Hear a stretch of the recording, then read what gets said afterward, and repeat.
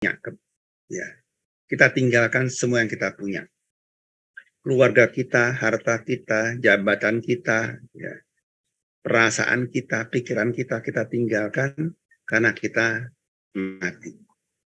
Ya. Jadi ini yang Rasulullah ajarkan, ya. Ingatkan kepada kita semua, perbanyaklah mengingat mati. Karena pada akhirnya apa? Semua yang kita usahakan, ya, ini pada akhirnya kita tinggalkan. Kita tinggalkan, ya. Kalau itu, ya, dulu waktu kita punya kita gunakan untuk di jalan Allah, mudah-mudahan itu menjadi investasi kita di akhirat nanti. Tapi sebaliknya, jika apa yang kita tinggalkan tadi, harta kita, jabatan kita, itu kita gunakan untuk sebuah kemaksiatan, sesuatu yang Allah tidak ridhoi, maka ini akan menjadikan siksa kita di akhirat nanti. Nah, inilah yang kita perlu sadari, ya. Kita boleh mencari harta, kita boleh mencari kedudukan, ya. Kita boleh sayang keluarga, ya. Tapi jangan sampai itu membuat kita lalai dari Allah. Membuat kita ini menjadi ingkar kepada Allah. Nah, inilah gunanya kita ini selalu dalam kondisi sadar bahwa apapun yang kita miliki sekarang ini pada akhirnya kita tinggalkan. Nah, salat ini akan membantu kita untuk mengingatkan itu lebih dalam lagi. Tadi dengan membaca tadi, inna sholati wa nusuki wa mahyaya wa mamati lillahi rabbil alamin. Ya. Ada sebuah kerelaan, sebuah kedoaan bahwa apapun yang kita punya ini pada akhirnya harus kita lepaskan. Nah, pada pertemuan sebelumnya kita sudah belajar mati melalui tidur. Ya. Karena tidur dan mati itu pada prinsipnya sama. Yaitu apa? Sama-sama jiwa ini digenggam oleh Allah. Allah memegang jiwa orang ketika matinya dan jiwa orang yang belum mati di waktu tidurnya. Jadi ketika kita tidur dan mati itu sebetulnya kita ada dalam posisi yang sama. Jiwa kita digenggam Allah. Hanya bedanya ketika kita mati, jiwa kita ini ditahan oleh Allah, dipegang terus oleh Allah. Ya. Sebaliknya yang tidur akan dilepaskan pada waktu yang ditentukan, yaitu ketika kita terbangun kembali. Nah, kita bisa melihat kesamaan antara tidur dan mati. Ya.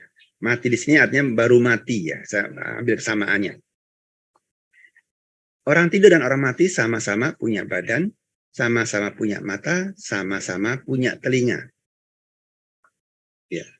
Punya mata, masih ada lensanya, masih ada retinanya, tapi orang tidur dan orang mati, mata itu tidak bisa digunakan untuk melihat.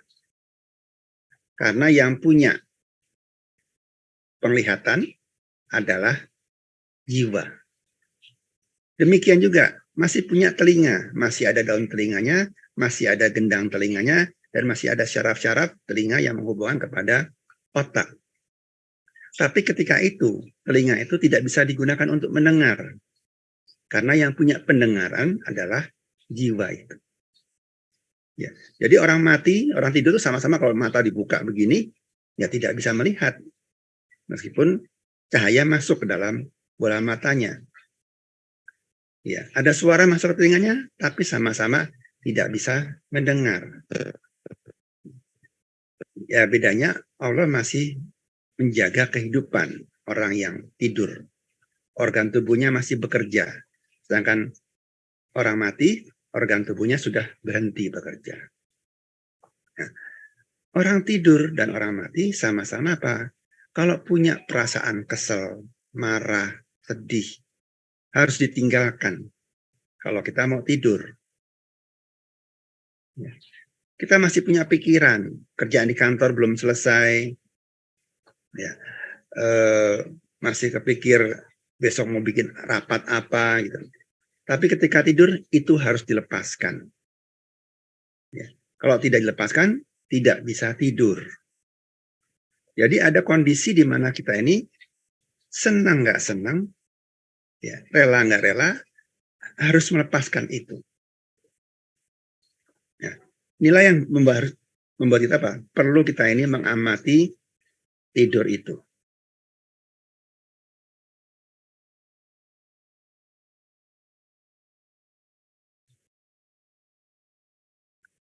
Ya.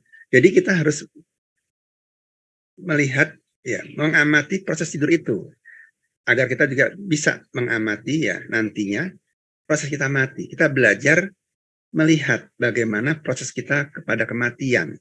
Sama dengan jika kita juga mengamati proses tidur kita. Mempersiapkan tidur kita dengan baik, seperti kita mempersiapkan kematian kita dengan baik juga. Nah, apa sih yang kita lakukan agar kita tidur dengan baik? Ya, ini prosesnya mirip dengan kita mati. Ya. Bersuci dulu. Ya. Kalau tidur ya cukup berwudu. Ya. Nanti kalau mandi ya mandi jenazah ya.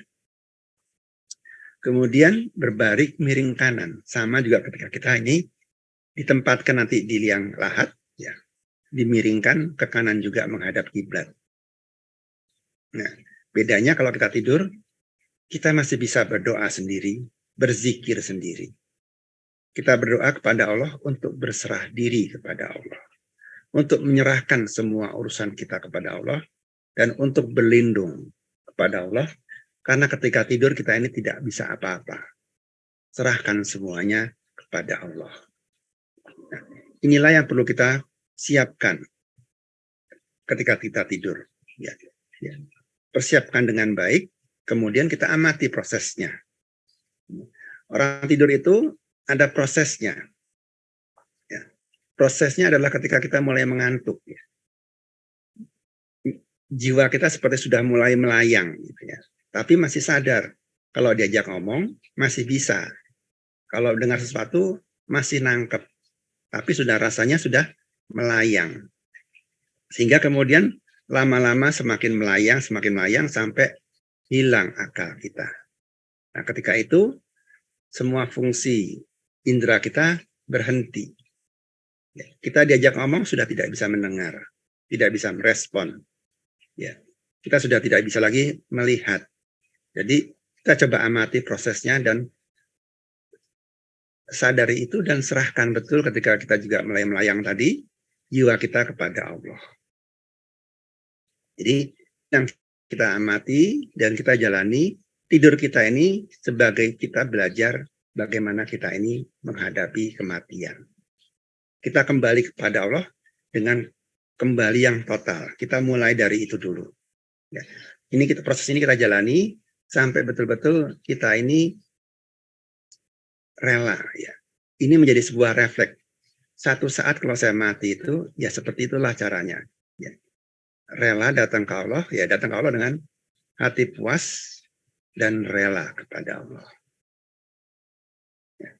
Ini yang kita lakukan pada pertemuan sebelumnya. Nah, pada hari ini kita masuk kepada kembali kepada takdir. Jadi kita kembalinya kita bisa lakukan melalui beberapa hal. Ya, tadi kita belajar mati daripada tidur. Nah, sekarang kita belajar kembali kepada Allah, ya, melalui takdir. Ya, tiap-tiap yang berjiwa akan merasakan mati. Ya, sama juga disuruh belajar mati terus. Ya, kami akan menguji kamu dengan keburukan dan kebaikan sebagai cobaan yang sebenar-benarnya. Dan hanya kepada kamilah kamu dikembalikan. Ya. Allah akan menguji kita dengan apa?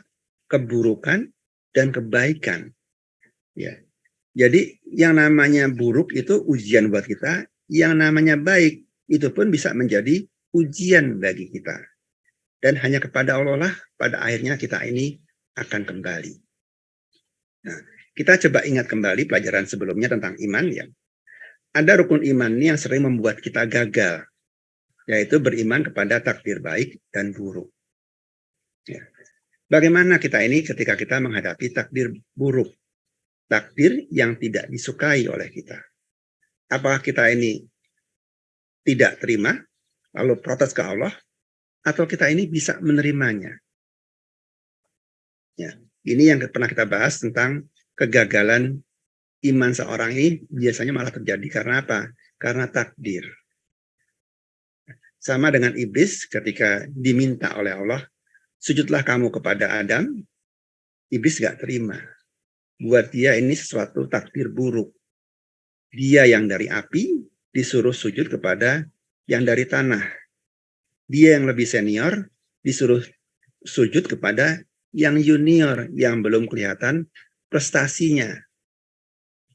Nah, inilah yang coba kita gunakan ini, takdir ini, apapun bentuknya, apakah itu baik buruk, untuk kita tempat kembali kepada Allah. Nah, takdir baik dan takdir buruk. Bedanya apa? Yang membedakan sebetulnya hanyalah di mana kita menempatkan harapan kita tentang suatu keadaan. Ya. Ketika kita menempatkan ya keinginan kita, rencana kita, harapan kita ini lebih tinggi daripada takdir Allah, ini kita sebut sebagai musibah. Sebaliknya, jika takdir yang Allah berikan kepada kita ini lebih baik daripada yang kita harapkan, atau paling nggak sama, kita sebut ini sebagai nikmat. Kita pengen kaya, banyak duit. Kita pengen harapan kita gaji kita katakanlah cuma 50 juta gitu ya. Ya ternyata naik pangkat ya dapat gaji 75 juta. Nah, ini kita anggap takdir baik. Kalau yang terjadi adalah gaji kita ternyata cuma dapat 40 juta, ini kita anggap sebagai takdir buruk. Ya. Jadi baik buruk ini tergantung apa? Ya, harapan kita, keinginan kita. Di mana inilah yang mempengaruhi perasaan kita sendiri.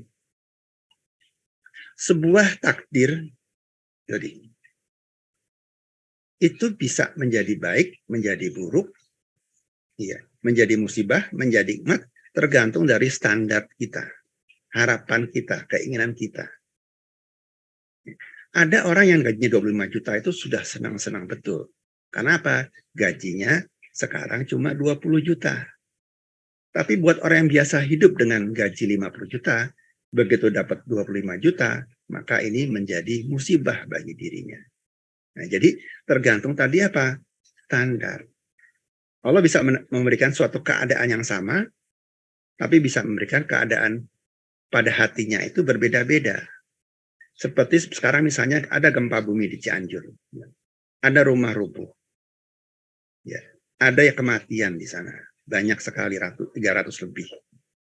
Nah, tapi orang-orang yang mengalami musibah tersebut, orang-orang yang ada di sana itu, bisa ada yang depresi, histeris, dengan apa yang dialaminya. Ya. Tapi ada juga yang bisa menerimanya. Dia sedih, tapi tidak sedih-sedih amat. Segera mikir, dia mesti ngapain? Oh, rumahnya mesti diberesin. Ya. Oh, bantuan mesti dicari. Ya.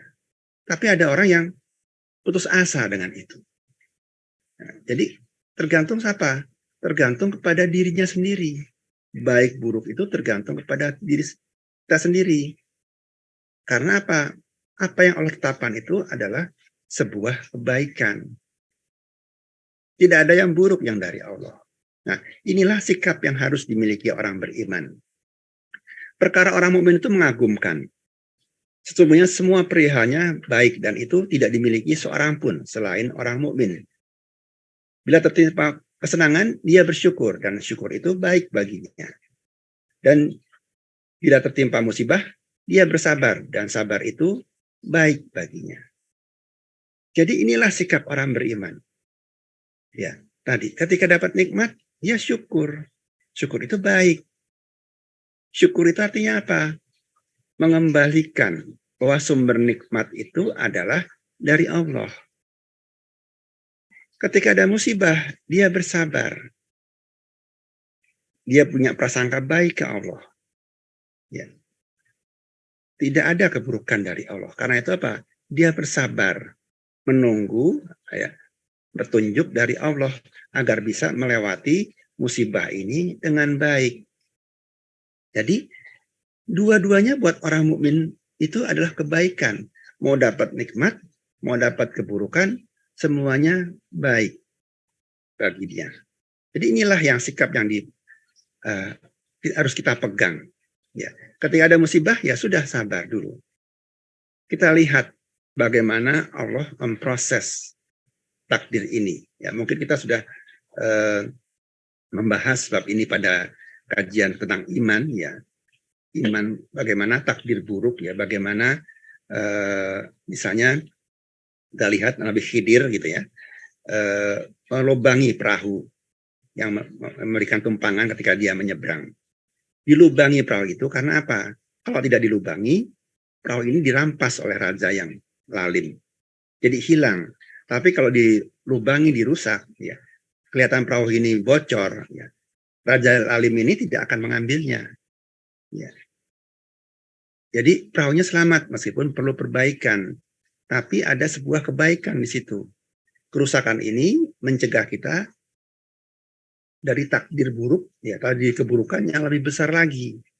Nah, kalau kita paham itu, kita pun bisa menerima takdir buruk itu. Kalau kita betul-betul dapat petunjuk Allah, seperti Nabi Khidir, ya, dia mendapat petunjuk Allah akan apa yang terjadi di depannya, sehingga ketika perahu rusak, ya, harus rusak perahu, ya nggak apa-apa, karena ini adalah sebuah kebaikan dari Allah. Nah, sikap inilah, ya, sikap yakin sama Allah inilah yang perlu kita pegang. Sehingga ketika kita mendapatkan takdir buruk, ya, di sini kita tinggal apa? Tinggal menyesuaikan dengan kehendak Allah. Dengan mengucapkan inna lillahi wa inna ilaihi raji'un. Ya, kita serahkan keputusan ini kepada Allah dan yakin bahwa apapun yang Allah tetapkan adalah sebuah kebaikan. Sehingga kita dengan sadar ridho dengan ketetapan Allah. Kita ikut maunya Allah apa. Nah, kalau antara keinginan kita dengan keinginan Allah sama, nah, coba kita perhatikan. Ada nggak musibah? Ya, tadi, musibah ini terjadi karena ada gap. Ada, ya, perbedaan antara keinginan kita yang lebih tinggi dibandingkan dengan takdir. Ya, ini kita sebut sebagai musibah. Nah, kalau sekarang saya ikut maunya Allah. Saya tinggalkan semua ingin saya ikut maunya Allah. Gapnya tidak ada lagi. Adakah musibah di sini? Nggak ada sebenarnya. Di sini mungkin tetap kita ini mengalami yang orang lain bilang itu buruk. Tapi buat diri kita biasa. Ya. Sama saja gitu ya. Jadi ini bukan berupa keburukan, bukan berupa siksa bagi kita. Nah, inilah yang membedakan musibah itu bisa menjadi siksa atau bisa menjadi, ya, peningkat, ya, ujian buat orang-orang yang beriman. Kalau dia ngotot, ya, ngotot pengennya seperti yang dia punya, ya, nah, mungkin dia pertama menahan diri, tapi lama-lama nggak kuat. Jadinya apa? Sedih, marah, takut, putus asa.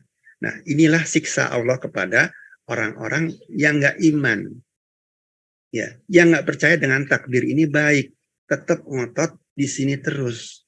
Kalau ini terjadi, ya, inilah yang menjadi siksa. Tapi buat orang beriman, ya, dia akan sabar dan ikut maunya Allah. Sehingga apa? Tadi, tidak ada musibah di sini. Tidak ada siksa di sini. Bahkan dia akan semakin yakin dengan Allah. Karena dia kemudian akan bisa melihat kebaikan-kebaikan Allah yang turun bersama keburukan itu. Fa innamal usri yusra. Fa innamal usri yusra. Bersama kesulitan ada kemudahan. Nah, al-usri, ya, ini sifatnya spesifik. Ma'rifat, satu. Kemudahan menggunakan tanwim, sifatnya umum. Jadi apa? satu kesulitan, ada banyak jalan kemudahan. Ada banyak kemudahan yang Allah turunkan bersama sebuah musibah, sebuah keburukan. Nah, tugas kita adalah apa? Mencari kebaikan apa yang Allah turunkan bersama dengan keburukan itu. Nah, tugas kita itu adalah itu. Nah, bagaimana kita bisa mencapai kondisi ini? Nah, kita lihat ya, Ibnu Qayyim membuat ada tingkatan kesabaran ya, bagi seorang. Yang pertama, sabar karena Allah. Sabar karena cinta kepada Allah, mengharapkan surganya dan takut nerakanya. Jadi masih ada hitung-hitungannya. Ya. Takut Allah marah, ya. Takut Allah ini menurunkan azab yang lebih besar, ya. Sehingga apa? Dia menggunakan menahan diri dari berprasangka buruk kepada Allah. Ya. Jadi pertama-tama adalah tahan dulu. Ya, sabar dulu dengan cara apa? Menahan diri. Ya. Nah, tapi cara ini lama-lama kita bisa nggak kuat tadi. Bisa nggak tahan. Apalagi kalau perbedaan ini lama sekali. Ya. Misalnya kita sakit ya. Sakit kanker gitu ya. Nggak sembuh-sembuh. Mungkin waktu sakit seminggu, 2 minggu, 3 minggu, kita masih bisa tahan. Tapi begitu sudah setahun, 2 tahun, 3 tahun, bukannya kelihatan sembuh, malah ini makin berjarak. Nah, ini yang membuat kita ini akhirnya apa? Sedih, putus asa.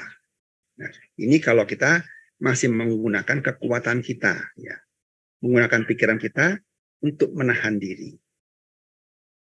Ya. Nah, apa yang kita perlukan? Nah, inilah coba kita lihat ayat ini. Dan bersabarlah, dan kesabaranmu itu semata-mata dengan pertolongan Allah. Dan janganlah engkau bersedih hati terhadap kekhawatiran mereka, dan jangan bersepit dada terhadap tipu daya yang mereka rencanakan. Ya. Tahap pertama itu sabar, ya, sabar dulu, ya, tahan diri dulu tadi. Dengan pengetahuan kita tentang Allah, ya, kita coba lihat kebaikan-kebaikan Allah apa, tapi di sini sifatnya masih pakai pikiran kita, pakai perasaan kita untuk tidak berkeluh kesah kepada Allah. Nah, tapi kita harapkan apa? Allah turunkan yang kedua, dan kesabaran itu semata-mata dengan pertolongan Allah. Nah, ini agar kita masuk kepada tingkatan yang kedua, sabar karena pertolongan Allah. Jadi sabar, untuk sabar pun ya, kita ini perlu pertolongan Allah. Perlu kekuatan Allah agar kita ini mampu bersabar. Ya. Nah, saya bandingkan ya. Ini kita mampu menahan diri kita ini seperti ini kira-kira yang biru. Nah, di sini kita ini sudah pada batasnya. Batas kesabaran kita. Nah, kalau kita dapat pertolongan Allah apa? Batas ini diperbesar oleh Allah. Diperluas oleh Allah sehingga apa? Kita mampu menghadapi musibah yang disebut musibah ini yang lebih besar lagi. Dada kita ini yang tadinya kerasa sempit ya, seperti apa? Seperti balon ditaruh di dada ini ya. Dipompa gitu, sempit, sesek sehingga dadanya. Nah, dengan pertolongan Allah ini dada kita ini seperti dibesarkan gitu ya. Sehingga apa? Kita mampu menerima beban yang lebih besar lagi dari Allah. Jadi ini seperti sebuah takaran itu ya. Takaran ini orang ini cuma segini. Kasih beban segitu penuh sesek. Nah, tapi ada orang yang diberikan takaran yang lebih besar. Sehingga kalau dicemplungin beban yang kecil ya nggak ada apa-apanya. Ya, kita mungkin mampu menahan beban-beban kecil. Ya. Sakit ya pilek, batuk ya santai saja kita gitu kan. Tapi begitu tadi kanker langsung kita kaget. Langsung dada kita sempit. Nah, jadi ini tergantung dengan pertolongan Allah inilah dada kita ini diperluas oleh Allah sehingga apa? Beban yang tadinya sempit terasa lapang dada kita. Nah, Ini perlu suatu pemahaman, suatu keyakinan tentang siapa Allah. Ya, agar kita bisa mendapatkan pertolongan Allah dan agar kita bisa masuk kepada tingkatan yang ketiga, yaitu sabar beserta Allah. Sabar untuk menerima kehendak Allah yang berkaitan dengan hukum-hukum agama, yaitu dalam melaksanakan hukum-hukum itu dan menegakkannya. Kita perlu sebuah keyakinan kepada Allah. Apa? Bahwa semua musibah itu terjadi karena izin Allah. Allah sudah punya sebuah rencana, ya, sebuah skenario, ya, yang sudah Allah tetapkan sejak alam semesta ini belum diciptakan, yang sudah tertulis dalam kitab Lauhul Mahfuz. Nah, ini harus kita punya dulu keyakinan ini, bahwa musibah ini terjadi karena izin Allah. Dan Allah itu punya asmaul husna, punya nama-nama yang baik. Ya. Hanya ketika ada musibah, Allah sedang menunjukkan sifatnya yang lain, yang mungkin tidak kita sukai. Allah sebagai penyiksa, Allah sebagai pemberi derita, Allah sebagai maha penyempit, Allah sebagai yang maha merendahkan, Allah yang maha menghinakan, dan Allah yang mematikan. Ini kelihatannya serem, ya, dan tidak kita sukai. Tapi ini sebetulnya adalah asmaul husna. Ketika sifat ini ditempatkan kepada Allah, dia bisa menjadi sebuah kebaikan. Karena semua ini dalam lingkup sifat Allah yang utama, yaitu Ar-Rahman Ar-Rahim. Jadi siksa Allah ini tujuannya adalah Ar-Rahman Ar-Rahim. Ada sebuah kebaikan di situ. Mungkin Allah mengingatkan kita karena kita lalai dengan Allah, karena kita sombong. Kita dikasih derita agar kita ingat betapa banyak nikmat Allah yang kita dustakan. Allah sempitkan rezeki kita agar kita ingat rezeki itu datangnya dari Allah, bukan karena semata-mata hasil kerja keras kita. Jadi ada sebuah kebaikan-kebaikan yang Allah turunkan bersama ketika Allah menurunkan sebuah musibah kepada kita ini. Ini harus kita punya dulu. Keyakinan siapa Allah. Nah, kalau kita sudah yakin sama Allah, ya, dan barang siapa yang beriman kepada Allah, niscaya dia memberikan petunjuk kepada hatinya. Nah, kalau kita sudah yakin, insya Allah, ya, Allah akan kasih kita petunjuk, ya, tentang apa sih rencana Allah itu. Bagaimana jalan keluar dari musibah itu. Nah, inilah yang kita gunakan dalam salat kita. Ya, kita ini menggunakan salat kita ini untuk kembali kepada Allah tadi. Menyerahkan urusan kita kepada Allah dengan sebuah keyakinan bahwa Allah itu adalah baik. Tidak ada keburukan yang dari Allah. Dan kita mengharapkan petunjuk daripada Allah itu. Nah, inilah yang Allah perintahkan. Hai orang-orang yang beriman, mintalah pertolongan kepada Allah dengan sabar dan sholat. Sesungguhnya Allah beserta orang-orang yang sabar. Nah, jadi ketika kita sudah yakin dengan Allah, kita bisa menerima takdir Allah, ikut takdirnya Allah. Cobalah kita ini kemudian gunakan ini dalam salat kita. Kita datang menghadap Allah, ya, dengan penuh kerelaan akan musibah yang kita alami. Kita terima musibah itu dengan sabar, dengan lapang hati, dengan keyakinan, ya, atas kebaikan Allah. Nah, mudah-mudahan Allah kasih petunjuk kita di situ, sehingga kita ini bisa bersabar. Sabar karena kita ini beserta Allah. Kita tahu jadinya apa yang Allah inginkan, apa yang Allah harapkan, ya. Jalan keluar apa yang Allah berikan. Sehingga kita ini seperti apa? Ya, dituntun oleh Allah ini untuk melewati masa-masa sulit kita. Ya. Seperti ada apa? Ya. Penuntun guide ya. Kalau kita di wisata gitu pergi kemana kita nggak ngerti, kita ada yang bimbing, ada yang nuntun, ada yang mengarahkan, ada yang menjelaskan masalah-masalah kita sehingga kita ini jadi paham. Musibah itu bisa membuat kita semakin yakin Allah itu selalu benar.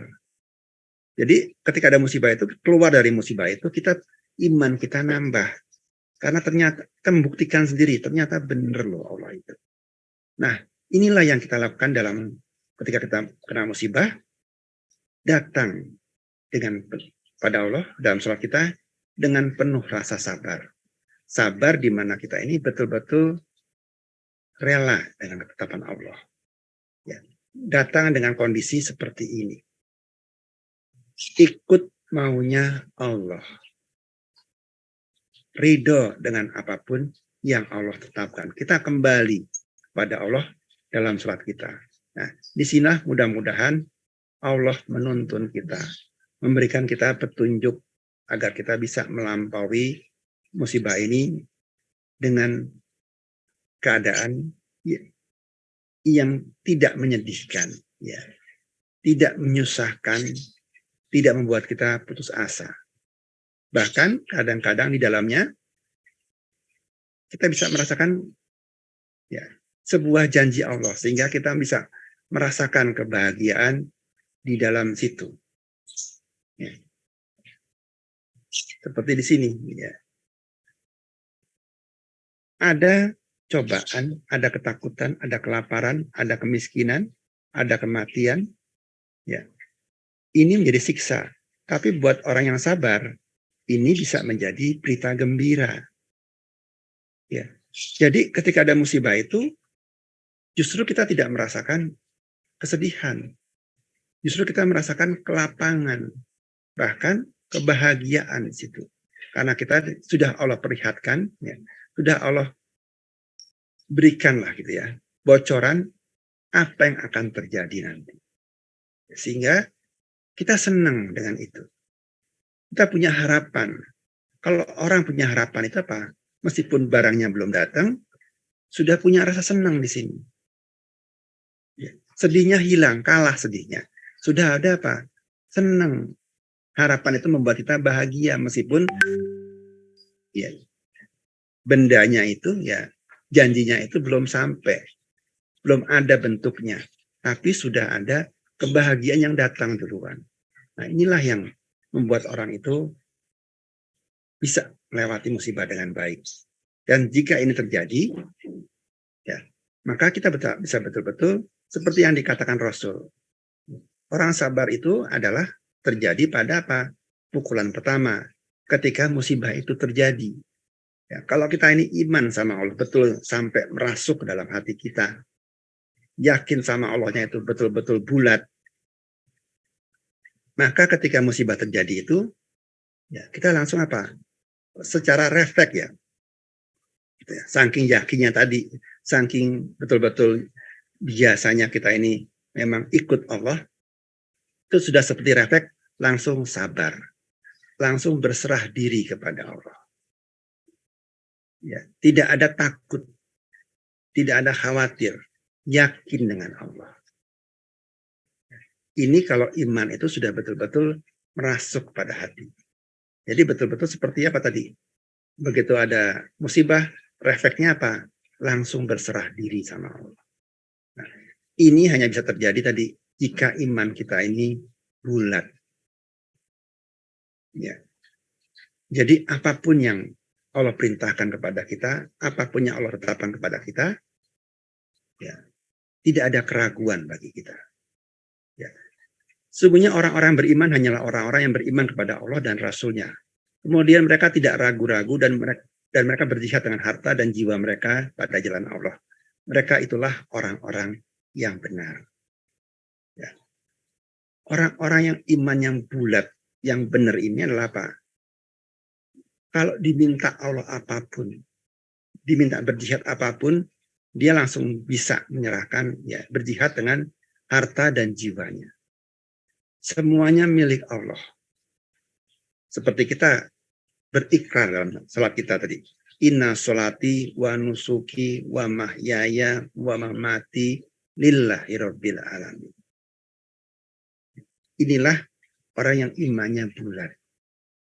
Semuanya diserahkan ke Allah. Hartanya, amal ibadahnya, matinya pun dikasih ke Allah. Nah, inilah sikap yang harus orang beriman punya. Ketika ada musibah, dia kembali kepada Allah. Nah, ya, jadi kembali kepada Allah, kita kembali dengan sabar, kemudian kita sholat ya, untuk minta bimbingan Allah.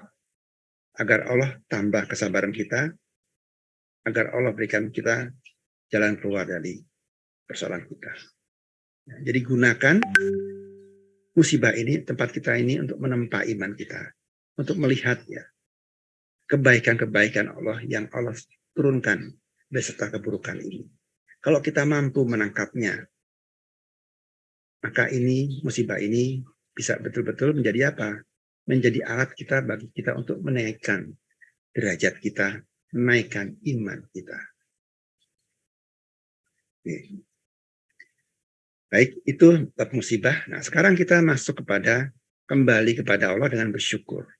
Ya, tadi ya, bersyukur adalah apa? Kita dapat nikmat. Ya, kita dapat nikmat. Ketika apa yang Allah berikan lebih baik atau paling enggak sama dengan yang kita harapkan atau yang kita minta. Ya, kita minta sama Allah doa, ya Allah kasih aku mobil Avanza, dapatnya Innova. Ya, kita bersyukur sekali. Dapat Avanza pun kita sudah bersyukur. Apalagi lebih dari itu. Ya, jadi tinggal tergantung tadi mindset kita sebetulnya. Nah, ini pun bisa membuat kita, kenikmatan ini membuat kita ini apa? Ingat Allah. Sadar bahwa nikmat ini sumbernya dari Allah. Nah, ini bisa kita tangkap ya. Bisa kita rasakan jika kita ini gunakan alat kita untuk menangkap itu. Ya. Apa alatnya? Nah, coba kita lihat ayatnya.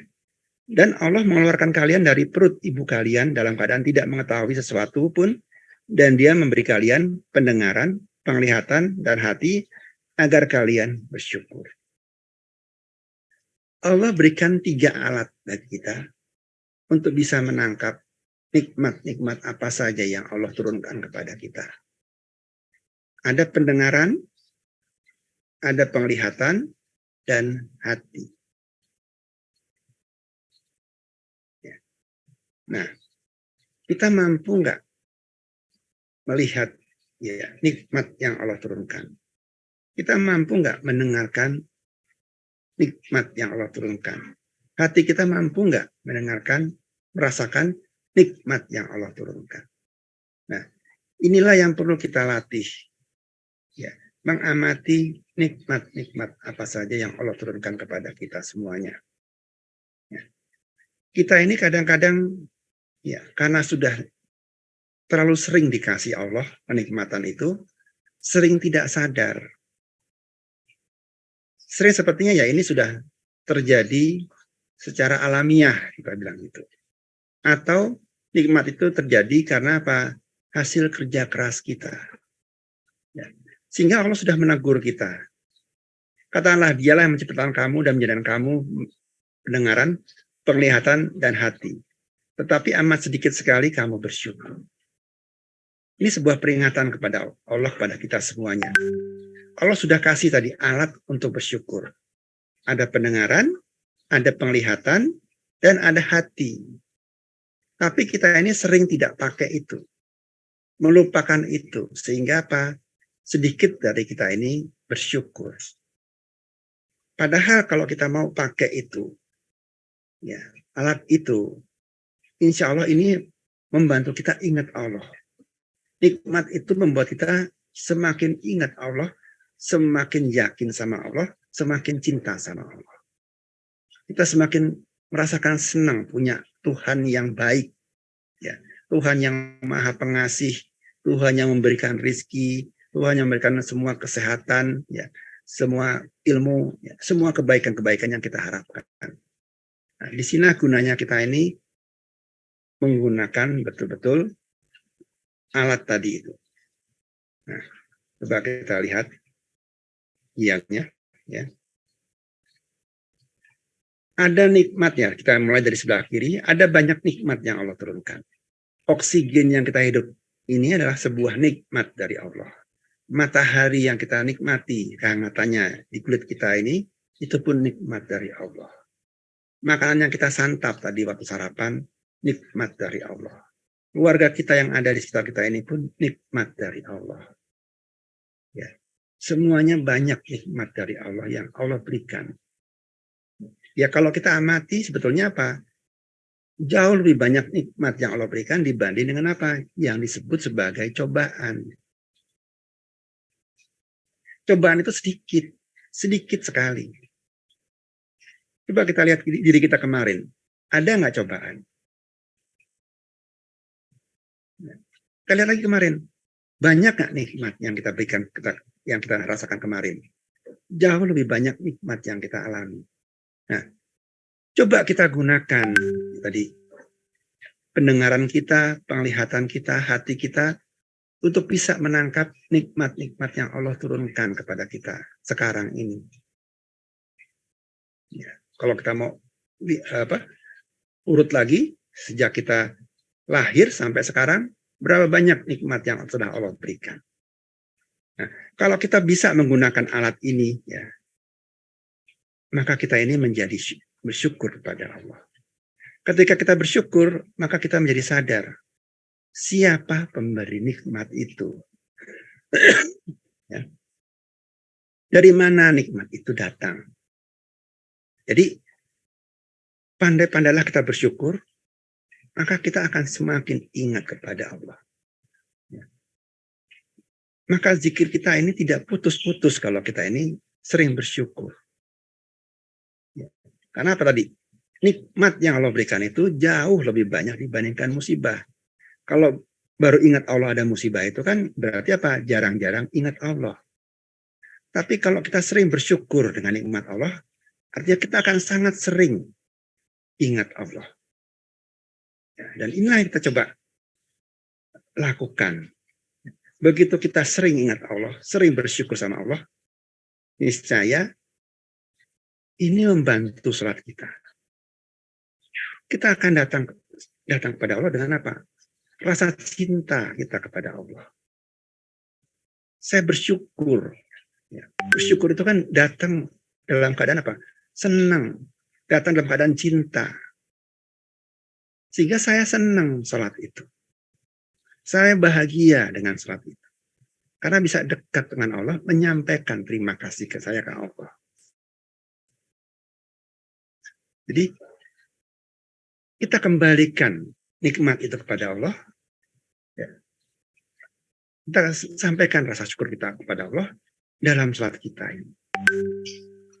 Sehingga tadi, kita bisa mengucapkan kalimat-kalimat pujian itu betul-betul muji. Karena apa? Senang. Allahu Akbar. Alhamdulillahirabbil alamin. Ar-Rahmanirrahim. Maliki yaumiddin. Itu betul-betul keluar dari hati. Pujian itu betul-betul ya mencerminkan keadaan diri kita. Saya muji Allah karena tuh dapat banyak dari Allah. Saya bahagia dengan itu. Saya merasakan Ar-Rahman Ar-Rahimnya. Saya merasakan kuasanya. Sehingga puji-pujian itu betul-betul kita ucapkan dengan sepenuh hati. Nah, kalau kita perhatikan sebagian besar bacaan salat itu tipenya puji-pujian. Ruku kita puji Allah Subhana Rabbiyal Azim. Kita puji Allah Subhana Rabbiyal A'la. I'tidal kita puji Allah Rabbana walakal hamd. Tasyahud kita puji Allah. At-tahiyatul mubarakatuh shalawatu thayyibatu lillah. Sebagian bacaan itu adalah sebuah pujian.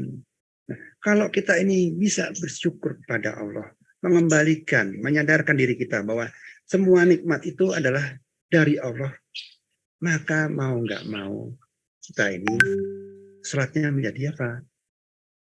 Tenang, khusyuk. Ingat Allah terus dalam salat kita.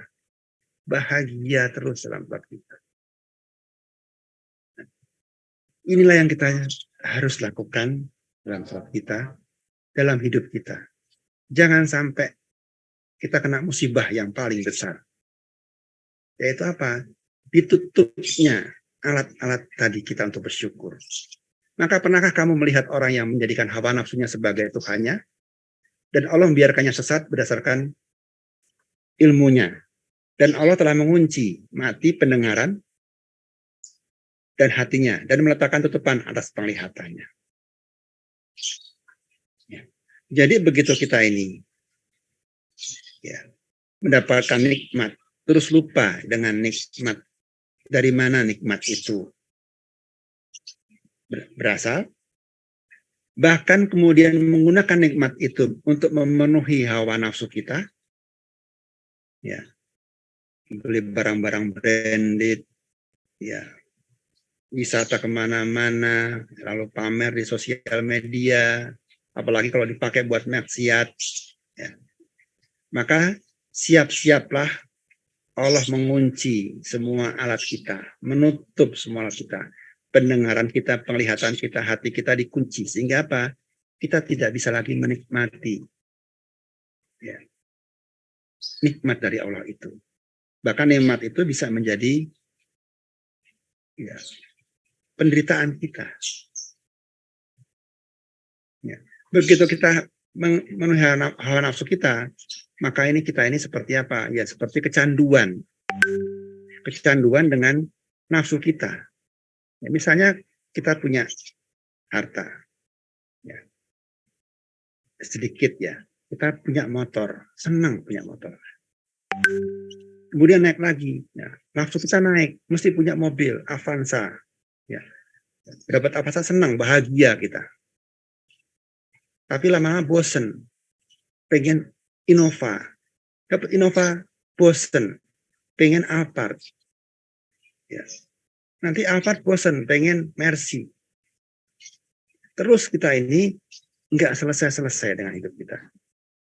Begitu saatnya nanti Allah turunkan itu. Nggak bisa lagi punya Mercy. Mesti ganti Alphard, mesti ganti Innova. Kembali jadi motor. Ini menjadi siksa. Ya. Tadi kalau tanya Avanza itu buat bahagia, ya. Tapi karena pengen punya Innova, jadi tidak bahagia dengan Avanzanya. Harus bahagia itu punya Innova. Begitu punya Innova, lama-lama bosan, pengen Alphard, ya. Maka Innova itu menjadi siksa baginya. Dia bahagia kalau punya Alphard. Jadi inilah ya kalau kita mempertuhankan hawa nafsu, tidak pandai bersyukur, sehingga apapun yang Allah berikan kayaknya kurang terus. Nah, ini jangan sampai terjadi pada kita. Ya. Dan inilah yang perlu kita jaga, ya, agar apa? Agar nikmat yang Allah berikan ini bisa kita rasakan. Ya. Kita bisa bersyukur dengan itu. Nah, kita bisa bersyukur jika apa? Jika kita tunduk kepada yang disyukuri. Kita tunduk kepada Allah. Ya. Ridho dengan Allah. Ya. Menyadari kebaikan Allah. Kemudian semakin mencintainya. Mengakui nikmat-nikmat itu dari Allah.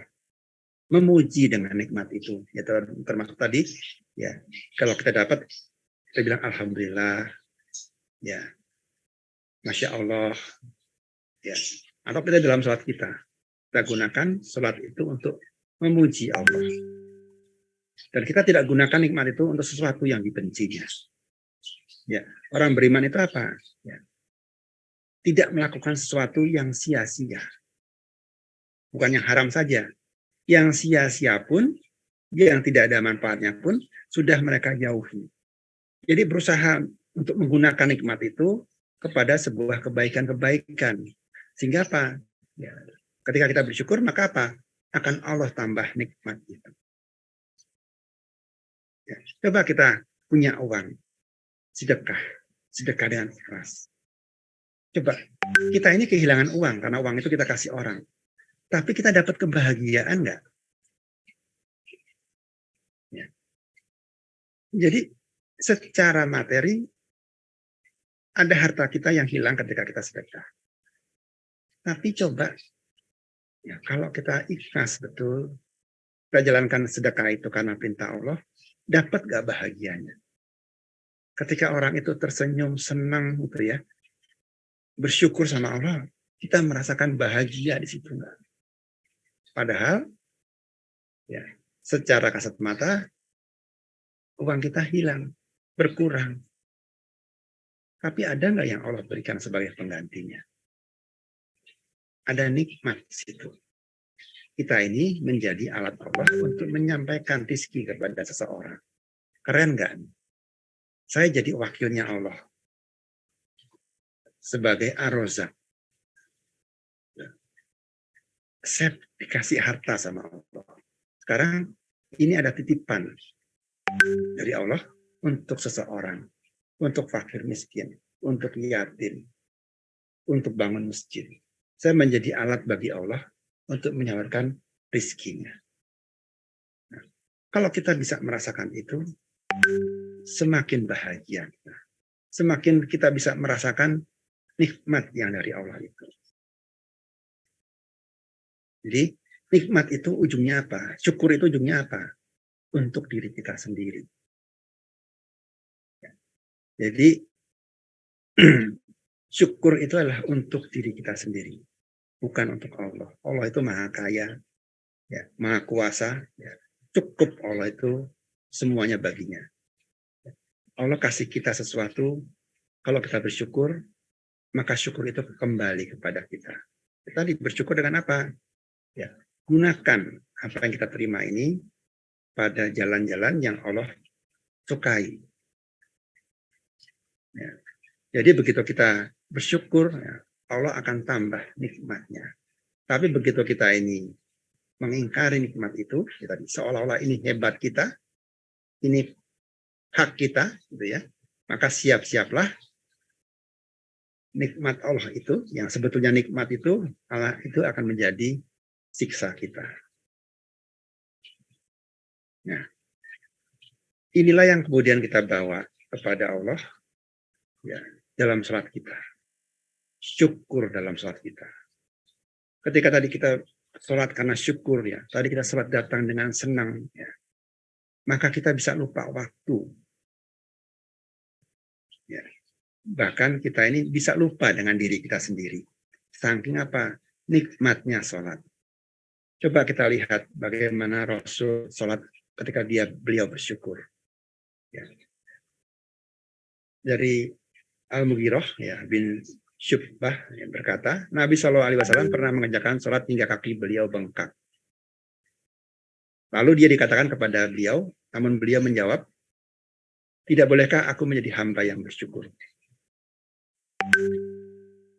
Rasul sholat sebagai ungkapan rasa syukur beliau kepada Allah. Saking nikmatnya sholat, beliau sampai lupa dengan waktu, sampai lupa dengan keadaan badannya. Kira-kira ya, sholat sampai kaki bengkak itu berapa jam? Coba kalau kita berdiri sejam, sudah bengkak kakinya? Mungkin belum. 2 jam, 3 jam, 4 jam, bengkak gak kaki kita? Saya saja yang punya kelemahan jantung gitu ya, berdiri sejam itu ya belum bengkak. 2 jam juga mungkin belum bengkak. Mungkin butuh 3 jam, 4 jam baru kaki saya mulai, ya, cairan mulai turun ke kaki saya. Sehingga kaki saya kelihatan bengkak. Jadi saking nikmatnya sholat, ya, saking membuat apa? Sholatnya itu lama gak kerasa, ya, sampai kakinya bengkak. Nah, cobalah kita ini bersyukur dalam sholat kita. Sampaikan, ungkapkan rasa syukur kita ini dalam sholat kita. Dan coba rasakan ya, tadi balasan Allah ketika kita bersyukur dalam sholat kita.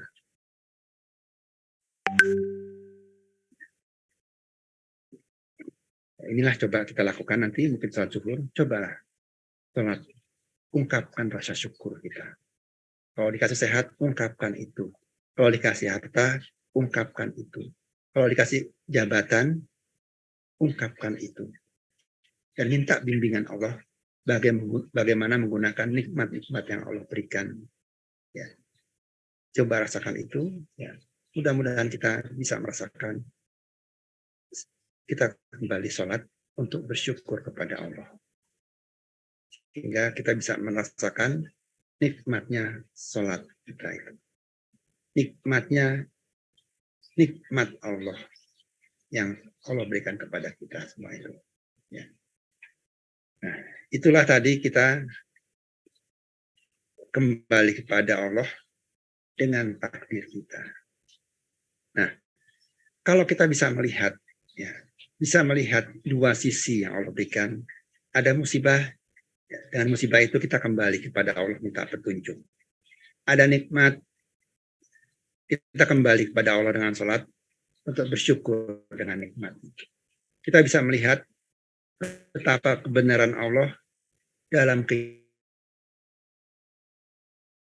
kita, dalam menentukan takdir-takdir kita, sehingga kita ini semakin percaya sama Allah, semakin yakin sama Allah. Nah, apa nanti ya bukti wujud daripada keyakinan kita itu? Keyakinan kita itu harusnya muncul sebagai sebuah ketaatan kepada Allah. Kita baca Quran, ada perintah, ada larangan. Ini yang jelas tertulis ya. Berapa banyak perintah yang Allah sudah kerjakan, yang sudah kita kerjakan, berapa banyak larangan yang sudah kita tinggalkan dari tentang kepada Allah ini. Jadi kita ini apa? Taat nggak sama Allah? Ketika kita baca ayat-ayat Quran itu, ya ini bukan sekedar bacaan, ini adalah sebuah tuntunan. Tuntunan agar kita bisa hidup seperti yang Allah kehendaki. Nah, kita semakin taat nggak? Kalau ada perintah, kita pengen nggak untuk mengikuti perintah itu? Kalau ada larangan, pengen nggak kita ini menjauhi larangan itu? Nah, inilah yang coba kita tunjukkan dalam sikap kita sehari-hari, dalam sholat kita juga. Jadi kita kembali kepada Allah sebagai wujud apa? Ketakwaan kita, ketundukan kita kepada Allah. Ya. Maka apakah mereka mencari agama yang lain dari agama Allah? Padahal kepadanya lah segala berserah diri segala sesuatu yang di langit dan yang di bumi, baik dengan suka maupun terpaksa. Dan hanya kepada Allah lah mereka dikembalikan. Ya. Jadi kalau kita perhatikan alam semesta ini, semuanya tunduk kepada ketentuan Allah. Bumi berputar, berotasi 24 jam, terus begitu. Ini seperti yang Allah kendaki. Kemudian berotasi, mengorbit mengelilingi matahari 365 hari. Terus mengorbit seperti itu dari dulu sampai sekarang. Ya. Planet-planet lain pun seperti itu. Matahari pun mengorbit pada orbitnya juga. Semuanya bergerak seperti apa? Seperti ketetapan Allah. Baik tadi sukarela maupun terpaksa. Tapi langit, ya benda-benda langit ini melakukannya dengan sukarela. Kita ini sukarela atau terpaksa? Kita ini sholat sukarela atau terpaksa? Kita ini sedekah sukarela atau terpaksa? Sama dengan kita kerja, sukarela atau terpaksa? Nah, kita ini ibadah-ibadah lainnya sukarela atau terpaksa? Jadi inilah yang perlu kita sadari itu. Kalau kita yakin sama Allah, iman betul sama Allah, yakin kebaikan Allah, maka kita ini punya keinginan untuk apa? Memenuhi perintahnya, menjauhi larangannya. Karena memang kita ini diciptakan untuk mengabdi kepada Allah. Allah punya rencana kepada kita sebagai khalifah. Saya ini mau jadi apa? Sudah Allah tentukan. Yang lain juga jadi apa? Sudah Allah tetapkan. Ada yang jadi supir, ada yang jadi dokter, ada yang jadi manajer, ada yang jadi banker, ada yang jadi pedagang, ada yang jadi tukang roti. Ya. Semuanya saling melengkapi. Ya. Ada yang kaya, ada yang miskin, itu pun saling melengkapi. Kalau semua kaya, siapa yang akan ngambil sampah dari tempat sampah kita untuk dibuang di TPA? Ya. Siapa yang akan jadi perawat? Kalau semuanya pengen jadi dokter spesialis. Siapa yang jadi cleaning service? Siapa yang mau jadi supir?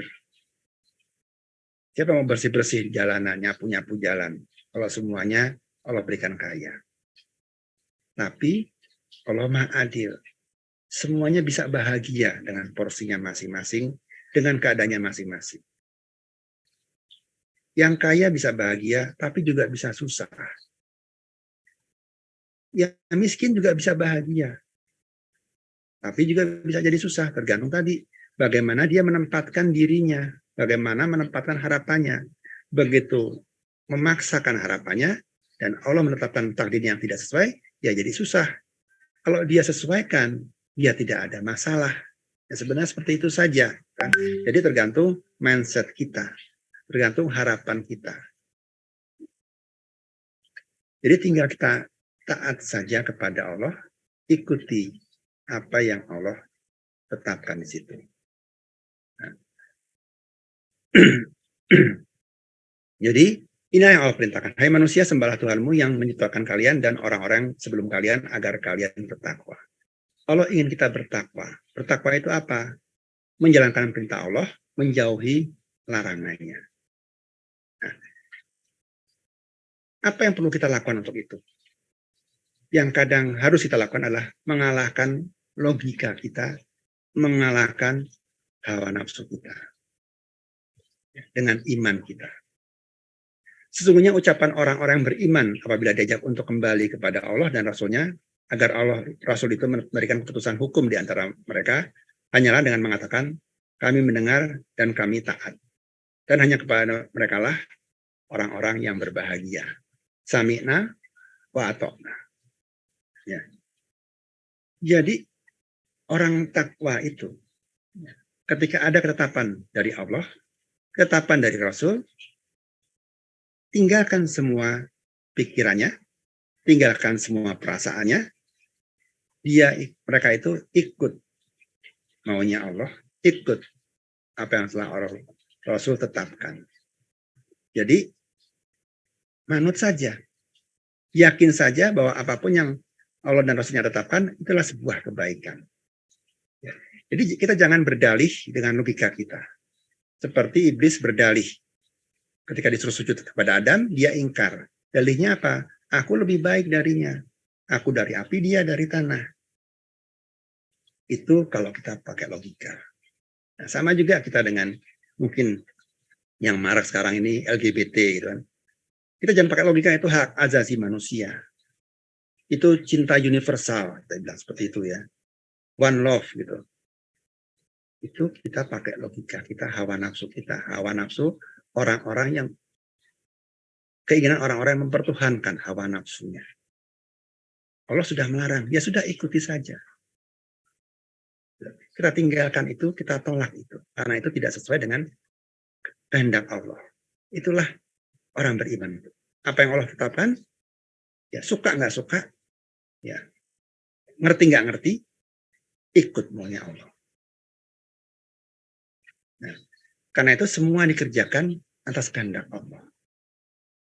Nah, bagaimana kita ini agar kita menjaga diri kita ini, agar kita melakukan sesuatu itu seperti kehendak Allah. Ya. Kita awali perbuatan kita dengan mengucapkan Bismillahirrahmanirrahim. Ya. Setiap perkara penting yang tidak diawali dengan Bismillahirrahmanirrahim, maka dia terputus. Nggak ada pahalanya, gampangnya seperti itu ya. Pentingnya Bismillahirrahmanirrahim apa? Sadar. Sadar bahwa kita ini hamba Allah. Saya sedekah. Saya bilang, mengucapkan Bismillahirrahmanirrahim. Sedekah ini saya berikan atas nama Allah yang Maha Pengasih, Maha Penyayang. Saya sebagai hamba Allah, sebagai utusan Allah, sebagai wakil Allah. untuk memberikan apa? Rizki kepada seseorang. Saya kerja dengan sungguh-sungguh. Saya mulai kerja dengan mengucapkan Bismillahirrahmanirrahim. Bahkan mungkin dengan sholat duha. Agar apa, saya sadar, saya ini kerja sebagai khalifah Allah. Saya punya tugas dari Allah untuk melaksanakan sebuah perbuatan. Saya jadi koki, misalnya kita jadi chef ya. Saya tugas saya apa? Memberi orang makan. Meskipun mereka beli gitu kan. Tapi tugas saya apa? Menyediakan makan. Agar orang-orang tidak kelaparan. Saya jadi montir. Saya ucapkan Bismillahirrahmanirrahim sebelum saya kerja. Saya kerja apa? Membantu orang memperbaiki kendaraan yang rusak. Yang tadinya tidak bisa jalan sehingga orang ini susah, saya kerjakan, saya perbaiki sehingga orang ini bisa mengerjakan tugasnya ya, yang lain ya dengan baik. Jadi semuanya ini saya mulai dengan bismillah karena apa? Saya ini hanya wakilnya Allah, hambanya Allah yang taat. Nah, bacaan ini bisa seperti melepaskan diri kita, melepaskan nafsu kita, membebaskan kita dari riya. Saya hanya hambanya Allah ketika saya menginginkan sesuatu. Ketika saya mengucapkan Bismillahirrahmanirrahim. Ini saya serahkan, saya lakukan ini karena Allah. Saya mewakili Allah. Bukan hebat saya, bukan kaya saya, bukan pintar saya. Saya ini hanya perwakilan dari Allah. Nah, kita bisa seperti itu enggak juga? Sikap seperti itu dalam hidup kita dan dalam sholat kita. Nah, inilah yang kita bawa dalam sholat kita. Ketika kita membaca doa iftitah. Mungkin bukan yang ini ya. Ambil yang ya.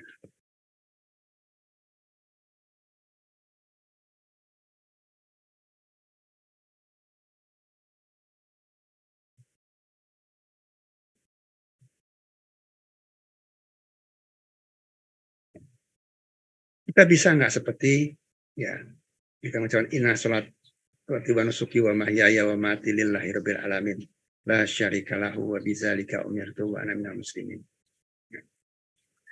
Kalimat atas ini adalah diambil dari ayat surat ayat surat nomor 6 ya kalau nggak salah ya. Surat Al-An'am ayat 162 dan 63 dan 162 ya. Kita bisa nggak mengikuti seperti keadaan Nabi Ibrahim?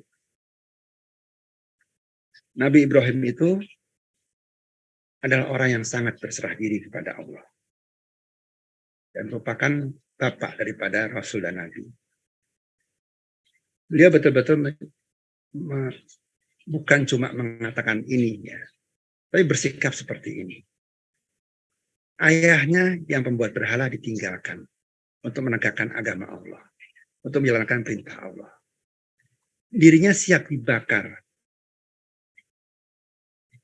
ya, siap mati. Ketika punya anak, baru punya anak, Allah perintahkan agar anak dan istrinya itu dibawa ke padang pasir, kemudian ditinggalkan, beliau turuti. Ya.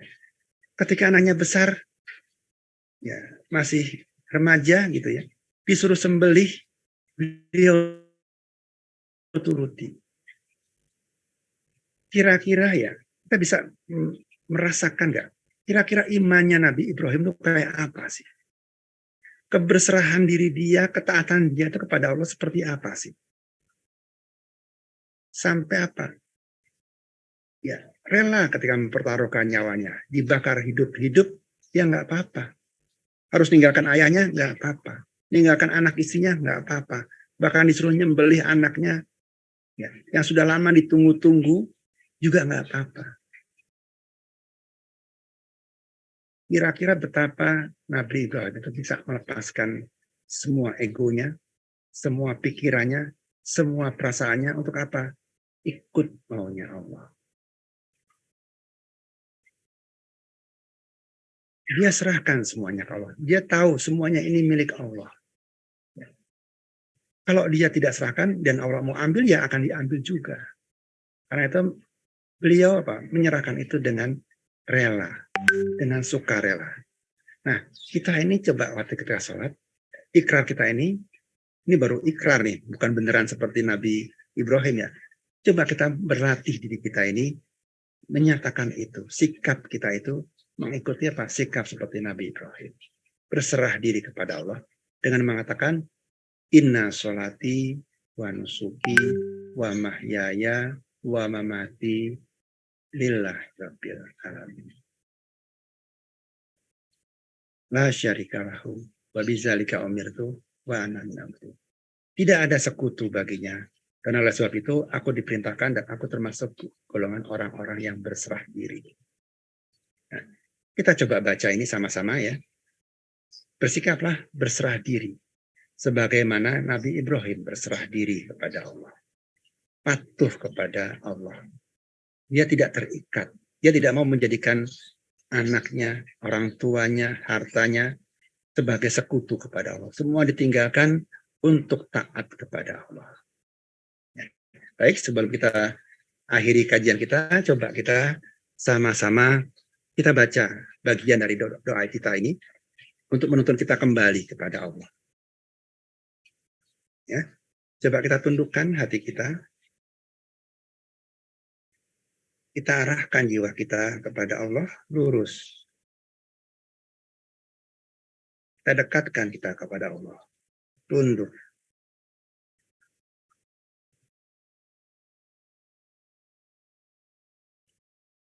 Kita takbir. Allahu Akbar.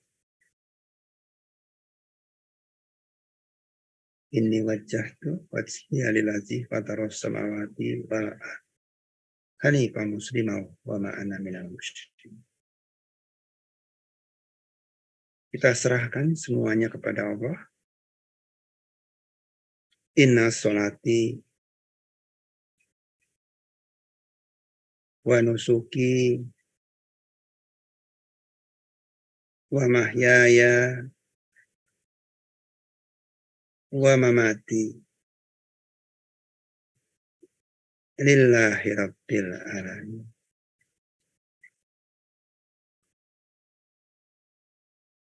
Kita ulang lagi. Inna sholati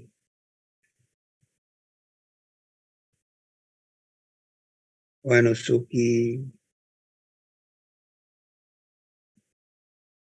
wa mahyaya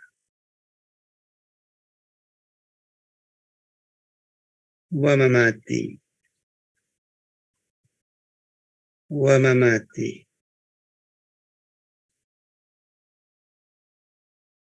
lillahi rabbil alamin. Lillahi rabbil alamin.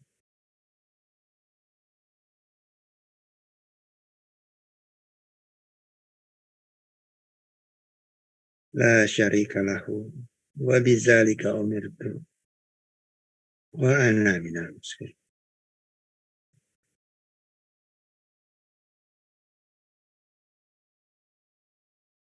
Kita baca Fatihah. Kita datang kepada Allah tanpa membawa apa-apa kepada Allah untuk berdialog dengan Allah. Bismillahirrahmanirrahim. Alhamdulillahirabbil alamin.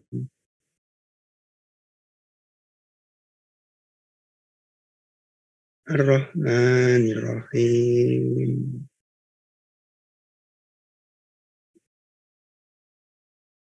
Maliki yaumiddin. Iyyaka na'budu wa iyyaka nasta'in.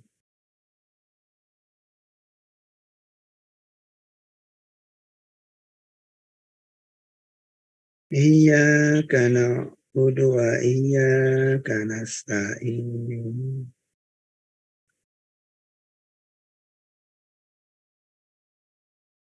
Ihdinas siratal mustaqim. Siratal ladzina an'amta 'alaihim ghairil maghdubi 'alaihim waladdallin.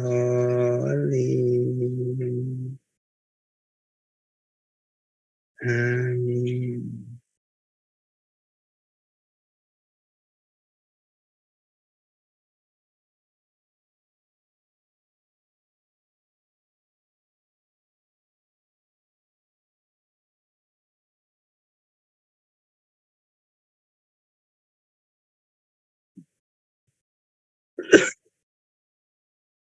Baik, cukup kajian kita pada hari ini.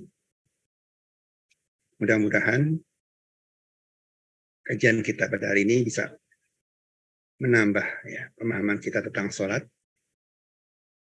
tentang bagaimana kita ini ya, selalu terikat ya, selalu terhubung kepada Allah, selalu ingat kepada Allah, baik dalam sholat kita maupun di luar sholat kita. Kita bisa menjadi hambanya yang sabar ketika menghadapi musibah, menghadapi peristiwa-peristiwa yang tidak kita harapkan, dan kita ini lebih rajin bersyukur, lebih bersing bersyukur, karena betapa banyak nikmat yang Allah berikan. Dan ini membuat kita semakin taat kepada Allah, semakin patuh kepada Allah, semakin takwa kepada Allah, dan juga semakin iman dan cinta kepada Allah. Sehingga kita bisa mengerjakan ya semua perintahnya, menjauhi larangannya, tanpa merasakan itu sebagai sebuah beban bagi hidup kita. Ya. Ini bisa terjadi kalau tadi kita ini cinta kepada Allah, kita ini pandai bersyukur kepada Allah, kita ini sabar kepada Allah. Demikian kajian kita pagi ini. Sudah jam 10 lewat, tapi mungkin kalau ada pertanyaan, satu saja atau bisa lewat juga nanti lewat lewat WA Group juga bisa disampaikan. Kalau tidak sempat saya jawab pada hari ini, sekarang ini. Silakan jika ada komentar atau pertanyaan. Assalamualaikum warahmatullahi wabarakatuh, Pak Ustadz. Ya, silakan Bu Emi. Nah, maaf, ini sambil di jalan, Pak Ustadz. Ya. Pak Ustadz, maaf kalau nggak keliru tadi kan dikatakan orang yang sabar itu kalau mendapat musibah atau cobaan kok menjadi kabar gembira, itu maksudnya gimana ya Pak Ustadz? Itu satu. Kemudian misalnya kita ya Pak Ustadz dikasih sakit, kemudian munculnya bahwa oh ya sakit ini sebagai penggugur dosa, atau itu munculnya itu di tengah-tengah atau di akhir. Itu dikatakan sabar atau enggak Pak Ustadz ya? Kemudian satu lagi ya Pak Ustadz, maaf. Di dalam Al-Quran itu kan dikatakan sabar dan sholat gitu ya Pak Ustadz. Nah, antara sabar dan sholat atau sholat dan sabar itu yang diutamakan, yang didahulukan yang mana ya Pak Ustadz? Terima kasih Pak Ustadz. Ya, oke, baik. Yang pertama tentang tadi tentang kita ini bisa melihat kabar gembira nggak gitu ya? Ketika kita tadi ya, kita coba lihat kembali ayatnya ya. Sebentar, di mana tadi?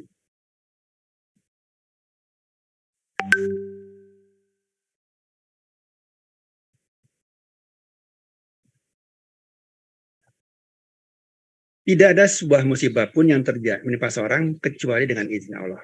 Dan barang siapa beriman kepada Allah, niscaya dia akan memberikan petunjuk kepada hatinya. Jadi ada sebuah musibah. Ya. Apakah tadi bentuknya itu berupa ketakutan, kelaparan, kekurangan harta, jiwa, dan buah-buahan. Ini adalah musibah yang kita alami. Ya. Tapi ada orang-orang yang sabar. Ya. dia yakin sama Allah, nggak pernah ada yang keliru sama Allah. Karena itu apa? Nanti Allah akan berikan petunjuk kepada hatinya. Nah, dengan petunjuk itu dia tahu jalan keluarnya. Seperti tadi saya katakan dalam surat dalam surat An-Insyirah ya. Fa inama usri yusra, inama al usri yusra. Bersama kesulitan itu ada banyak kemudahan. Ada banyak kenikmatan, ada banyak kebaikan yang beserta itu. Nah, kalau tadi ketika kita bersabar, beriman, kemudian Allah berikan kita petunjuk ya ke dalam hati kita tahu apa yang Allah rencanakan. Nah, kita akan rasakan apa? Bahagia ya. Mungkin pada pertemuan sebelumnya ya kalau nggak salah, ya kita ambil saja nih misalnya contoh apa yang Nabi Khidir lakukan ketika bertemu dengan seorang anak. Ya. Nabi Khidir dan Nabi Musa bertemu dengan seorang anak itu dibunuh. Ya, gampangnya buat orang tuanya dia mengalami musibah karena apa? Anaknya mati. Tapi kalau saja orang tuanya tahu ya apa yang akan terjadi nantinya, dan ini diketahui oleh Nabi Khidir ya. Kalau anaknya itu dibiarkan tumbuh besar, dia akan menjadi kafir dan membawa orang tuanya kafir. Tapi anak ini dibunuh. Dan Allah sudah menjanjikan akan diganti nanti. Istrinya akan mengandung lagi, punya anak lagi. Yang anak ini menjadi anak yang soleh. Yang sayang kepada orang tuanya. Dan membawa orang tuanya kepada ketaatan. Kira-kira kita pilih di mana? Mungkin di sini sedih, tapi kalau tahu ya Allah berikan sebuah janji, sebuah petunjuk, nantinya gimana? Ya. Kira-kira senang apa susah gitu kan? Seperti misalnya kemarin kita ada COVID ya. Banyak mungkin dari saudara kita, sahabat kita, tetangga kita ini meninggal. Tapi sebuah hadis menjanjikan ya. Orang meninggal yang kena wabah masuk surga. Ya, katakanlah kita punya teman atau saudara meninggal COVID. Kita tahu orang ini masuk surga. Kira-kira kita bakal sedih atau kita ini bahagia? Aduh, enak ya dia meninggal masuk surga. Ya kalau dia ridho dengan sakitnya. Ya kalau dia masuk surga kan, ya kita mungkin dalam keadaan bingung nih, mau sedih atau mau senang. Kalau kita yakin dia masuk surga ini, kira-kira mau sedih atau mau senang? Nah, ini bisa terjadi dalam waktu bersamaan. Begitu ada musibah, kita yakin, ya akan tampak petunjuk itu. Atau mungkin butuh proses sebentar, begitu kita yakin betul ke Allah, Allah tampakkan petunjuknya. Sehingga apa? Sedihnya kalah dengan rasa bahagia itu. Nah, orang sabar itu bisa melihat itu, bisa merasakan itu, bisa menangkap petunjuk Allah itu. Nah, kapan itu terjadi? Ya, terjadi itu orang sabar itu adalah tadi pada pukulan pertama. Jadi sebetulnya kalau kita ini orang beriman, kita ini orang sabar, ya begitu ada musibah kita ini langsung ingat Allah dan mengembalikan itu semuanya ke Allah dengan mengucapkan apa? Inna lillahi wa inna ilaihi rojiun. Nggak nunggu nanti, nggak butuh nasihat, ya, nggak butuh mikir. Karena apa? Imannya sudah ada di hatinya. Kalau masih butuh dinasehati, kita dinasehati baru kita sabar, atau kita merenung dulu sehari, 2 hari, 3 hari baru kita bisa nerima. Nah, itu belum masuk kategori sabar yang Rasulullah definisikan di sini. Rasulullah definisikan di sini adalah begitu ada musibah, ya, maka orang sabar itu bisa langsung nerima. Ya, orang beriman itu bisa langsung sabar. Tadi innalillahi wa inna ilaihi rojiun. Itu. Kemudian tadi yang terakhir apa Bu ya? Saya lupa tadi. Antara sholat dan sabar atau sabar dan sholat gitu Pak Ustadz. Oh ya. Didahulukan yang mana gitu Pak Ustadz? Ya prosesnya adalah sabar dulu. Nah ini sabar dulu, baru kita minta petunjuk sama Allah lewat sholat. Ya. Jadi ada musibah itu sabar dulu. Ini menjadi tadi sebuah refleks karena sabar itu harus ada pada kejadian itu. Sholatnya bisa nanti, ya bisa nanti, bisa pas waktunya sholat wajib sekalian, atau memang kita sholat minta petunjuk sama Allah, ya minta sholat istiqoroh atau sholat hajat ya untuk kita bisa keluar dari situ. Jadi sabar dulu, ya sabar dulu, baru kita sholat. Dengan sabar itu kita bawa masalah kita kepada Allah, minta petunjuk sama Allah. Kira-kira itu, Bu. Baik Pak Ustadz, terima kasih Pak Ustadz. Ya, sama-sama Bu. Kemudian ini dari Pak Tawang Arif ya. Ada pertanyaan, mohon izin bertanya Ustadz, barangkali ada tips dan latihan untuk menyelesaikan zikir dengan nafas. Oh, ini seperti zikir nafas nih ya. Sebetulnya kita tidak perlu menyelaraskan itu ya. Biarkan semuanya terjadi natural. Ya. Kita ingat Allah itu bukan berarti seperti kita ini zikir membaca sesuatu bacaan. Kita ingat Allah itu bisa tadi muncul rasa diawasi oleh Allah sehingga kita takut berbuat maksiat. Kita ingat Allah itu bisa terjadi ya ketika kita ini bersyukur sama Allah. Begitu kita dapat nikmat, kita ingat Allah. Tidak bentuk bacaan yang tidak perlu menggunakan nafas kita seperti selaras. Tapi sebetulnya adalah ketika kita ini tadi pandai bersyukur, ya, suka bersabar, ya, sering bertafakur, maka kita ini selalu ingat kepada Allah pada setiap nafas kita. Ya, tidak perlu selaras artinya keluar nafas masuk huwallah gitu ya. Tidak perlu seperti itu. Biarkan saja semuanya bergerak natural. Tapi pikiran kita, hati kita ini terikat kepada Allah. Sama dengan mungkin Pak Arif gitu ya. Sayang sama anak. Sayang sama istri. Ya. Meskipun kerja ini kerja ini apa? Pengennya apa? Ini supaya kebutuhan anak istri saya cukup. Punya motivasi itu. Ya, tidak perlu mikirin ketika kerja itu nyebut nama istrinya, nyebut nama anaknya, tapi ketika kerja itu membawa sikap untuk memenuhi kebutuhan anak istri saya. Ketika saya pulang ya, misalnya saya mampir ke mall gitu ya, saya lihat baju gitu ya, gaun yang cantik gitu ya, saya ingat istri saya. Aduh, kalau istri saya pakai senang dia. Kalau saya beli mesti senang. Kita lihat ada mainan itu, kita ingat anak kita. Anak saya ini kalau dibeli mainan ini pasti dia senang. Jadi, setiap lihat sesuatu dia ingat keluarganya. Ya. Mau selingkuh, ingat istrinya, ingat anaknya. Mau mabuk, ingat istrinya, ingat anaknya. Ini saya bandingkan dengan kehidupan kita sehari-hari. Nah, ingat itu bukan tidak selalu menyebut-nyebut namanya, tapi selalu ada dalam pikiran kita, dalam hati kita. Yang membuat apa? Kita punya motivasi untuk kerja, motivasi untuk berbuat baik, untuk menjauhi larangan-larangan. Ya. Karena apa? Tadi muncul dari rasa ingat kepada keluarga kita. Nah, sekarang kita naikkan lagi. Ingat Allah.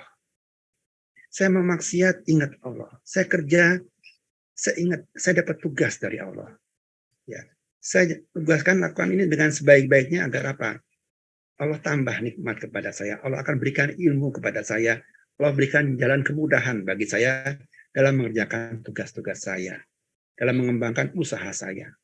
Saya menjadi wakilnya Allah, menjadi khalifahnya Allah. Nah, kalau kita ingat itu terus ya, nah ini tadi rasa ingat itu akan ada. Ya. Nah, kadang-kadang rasa ingat ini kita wujudkan ya, kita nyatakan subhanallah, Allahu Akbar atau dalam sholat kita. Sama dengan kita punya rasa cinta kepada istri kita, punya rasa cinta kita kepada anak kita ya. Kadang-kadang kita tunjukkan I love you, kamu cantik, kamu pinter, kamu baik. Pujian-pujian yang menunjukkan kita ini ingat dan cinta kepada yang kita puji. Ya, jadi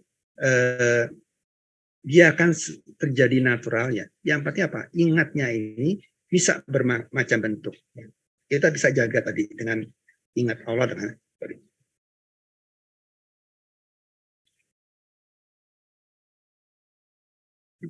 bersihnya jadi ingat kita kepada Allah tadi dengan berbagai macam bentuk. Ya kadang-kadang kita sampaikan ya dalam bentuk zikir-zikir, dalam bentuk wirid gitu ya.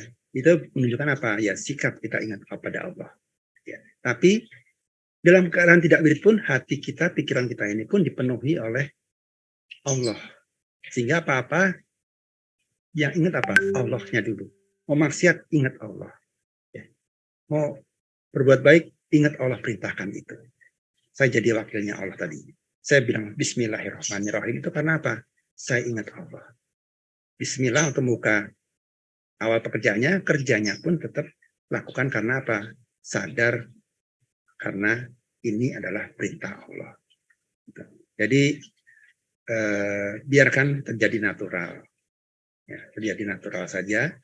Kita ingat Allah pada setiap saat. Ya, itu saja kira-kira Pak Tawang Arif. Oke. Tadi Pak Teguh ada mau tanya, silakan Pak. Assalamualaikum Pak Ustadz. Waalaikumsalam. Ini Pak Ustadz, kalau Nabi Muhammad itu kan biarpun tidur tapi hatinya bisa terjaga. Apakah kita bisa untuk meniru beliau Pak Ustadz? Mohon pencerahannya Pak Ustadz. Terima kasih Pak Ustadz. Assalamualaikum. Ya, kadang-kadang bisa Pak, tapi tidak selalu juga. Tadi ketika proses tidur tadi, kita ikuti prosesnya sampai keadaan tidur, tidak sadar, tapi tetap sadar. Meskipun tadi tidak sepanjang tidur ya, cuma sebentar mungkin. 5 menit pertama kita bisa tidur dalam keadaan sadar. Bisa itu Pak. Ikuti prosesnya sampai tenggelamnya kita tidur, tetap sadar itu bisa. Ada caranya sih. Gitu. Ya, tadi amati saja proses tidurnya. Jadi kita zikir terus sampai tidur, sampai les gitu, tapi coba jaga kesadarannya. Ya, kita bisa di situ meskipun mungkin tidak lama. Jadi kita bisa melihat, oh saya sedang tidur.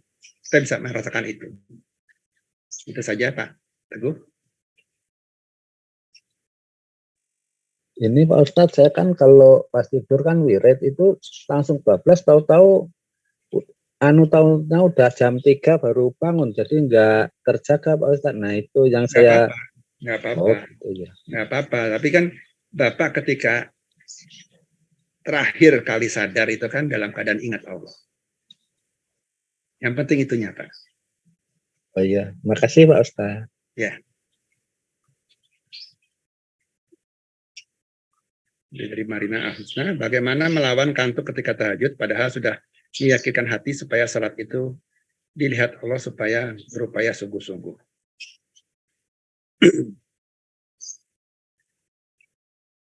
Nah, tadinya kita ini bangun ya. Kalau kita ini tidak punya sesuatu yang jelas, biasanya ngantuk. Tapi kita bisa bangun langsung hilang kantuk kita kalau kita ini punya tujuan jelas, punya tekad yang kuat. Ya. Misalnya kita ini pagi-pagi jam 3, ya ini dari pertanyaan dari Bu Marina ya, sorry, sebelum saya bacakan ya. Ustadz, bagaimana melawan kantuk ketika tahajud padahal sudah meyakinkan hati bahwa salat itu dilihat Allah supaya berupaya sungguh-sungguh. Ya. Tadi kita ini bisa melawan kantuk, bisa menghilangkan kantuk kalau kita ini punya niat kuat. Ya, punya sesuatu yang jelas tujuannya. Ya. Misalnya kita ini pagi jam 3 ya, harus berangkat, harus cepat ke airport karena ngejar pesawat. Kita langsung bangun, ya, langsung cuci muka, mandi, ganti baju, ya, hilang tanpa ada rasa kantuk. Gitu. Nah, sholat tahajud ya juga bisa hilangkan tuh kita kalau tadi kita apa? Bisa merasakan interaksi antara kita dengan Allah. Ya. Jadi seperti apa sih? Ya. Ya tadi kita ini bisa betul-betul merasakan dialog kita dengan Allah. Kita bisa betul-betul menyampaikan unek-unek kita kepada Allah. Coba misalnya Ibu Marina punya masalah besar. Gitu. Yang sudah nggak ada solusinya. Nggak ada yang bisa bantu, nggak ada yang ngerti. Ya. Dan masalah ini betul-betul membuat kita repot, ya. Membuat kita susah. Ketika itu kita akan bisa mampu tahajud, bangun tahajud, dan sholat dengan benar. Karena apa? Kita sedang butuh Allah. Kita mau Allah bantu kita mau Allah itu bantu memberikan kita solusi. Jadi ketika itu pasti hilang kantuknya. Karena tadi ada sebuah keseriusan, ada sebuah tekad, dan ada sebuah rasa. Ya. Rasa apa? Misalnya doa kita dibalas Allah, pujian kita direspon Allah. Rasa bolak-balik ini, askurkum ini terasa. Sehingga seperti orang ngobrol.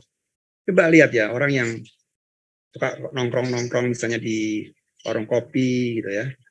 Malam-malam gitu, nggak ngantuk-ngantuk apa, asik ngobrol. Nah, kita kalau asik ngobrol sama Allah, ya sampai seperti tadi Nabi, sampai kakinya bengkak nggak kerasa. Nggak kerasa waktu, nggak kerasa bengkaknya. Ya, nggak kerasa badannya capek. Karena apa? Asik ketika ketemu Allah. Nah, kalau nggak ketemu, ya tadi nggak ketemu, ya muncul rasa bosan. Kemudian muncul rasa kantuk. Gitu. Nah, coba ya betul-betul ya kita coba perbaiki pas kuruni kita. Pujian kita ke Allah coba benar-benar lakukan dengan sadar. Ya, kalau ibu ngantuk ya coba mandi, ya supaya badan seger. Ya, bergerak dulu, ya jalan-jalan dulu, ya kalau waktunya masih agak panjang, ya beraktivitas dulu sampai artinya ya kalau sampai nyawanya kumpul, bahasanya gampangnya gitu ya, nyawanya kumpul sehingga kesadaran kita penuh, sehingga kita bisa melakukan sholat dengan baik. Gitu. Jadi coba kerjakan dulu sesuatu yang membuat kita ini seger dan punya kesadaran penuh, baru kita sholat. Tapi nanti lama-lama kalau biasa, ya itu bisa langsung hilang kantuknya. Ya kita apalagi kalau kita mulai sholat itu dengan tadi terasa khusyuknya, terasa balasan dari Allahnya. Ya, itu insya Allah ya itu asik dan lupa dengan ngantuk, dengan capek, dengan waktu. Ya, kita bisa menikmati sholat tahajud itu. Bahkan sholat tahajud itu betul-betul rasa dekat dengan Allah itu sangat terasa. Bagaimana Allah ini bisa seperti apa merespon kita dengan sesuatu getaran yang halus yang kita bisa rasakan di dada kita. Ada ser-sernya lah gampangnya gitu ya. Ser rasa kita ini baca itu ada getar. Waktu seperti kita bilang ya, waktu kita jatuh cinta kepada pasangan kita dulu, kita bilang I love you itu, ya ngomongnya kalimatnya pendek, ya. Tapi di sininya sernya ini kerasa. Nah, kita kalau tadi bisa menjiwai dan Allah balas pujian kita ini, ada ser di sini yang membuat kita apa?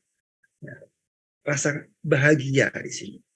Nah, itulah yang coba kita bersihkan hati kita, ya sadari baiknya Allah, ya cintai Allah, maka kita bisa merasakan kenikmatan itu sehingga otomatis nanti ngantuknya hilang. Ya, ini kalau masih keyakinan begini, kadang-kadang kita masih pakai pikiran kita ya, dilihat Allah ya. Ya ini untuk awal-awal memang perlu, ya itu baik. Tapi coba sampai kita ketemu betul-betul keyakinan tadi itu, yang bahwa dilihat Allah ini betul-betul nyata, ya betul-betul terasa di hati kita. Ya, karena kita rasakan apa? Balasan-balasan dari Allah ini. Saya bilang alhamdulillahirabbil alamin, Allah rasakan ada balasan dari Allah. Kita bilang Ar-Rahmanir Rahim, ada balasan dari Allah. Maliki Yaumiddin, ada balasan dari Allah. Dan seterusnya, dan semua bacaan surat kita bisa rasakan itu. Ketika kita sujud, kita merendah betul sama Allah, ya, kita lepaskan semuanya kepada Allah, ya, coba kita rasakan bagaimana Allah menyambut sujud kita. Nah, kalau kita bisa rasakan itu, hilang ngantuk kita. Jadi tidak apa-apa, kita mulai belajar itu pakai pikiran dulu. Memang harus seperti itu. Seperti tadi sabar. Sabar dulu, pakai pikiran dulu, pakai emosi dulu, tahan emosinya, pakai pikiran kita. Allah itu baik ya. Ini motivasi ya, masih pakai motivasi. Sabar dulu, tahan dulu. Tapi ini belum cukup. Ya, nanti kita harus naik ke tingkat berikutnya. Sabar karena pertolongan Allah. Ya.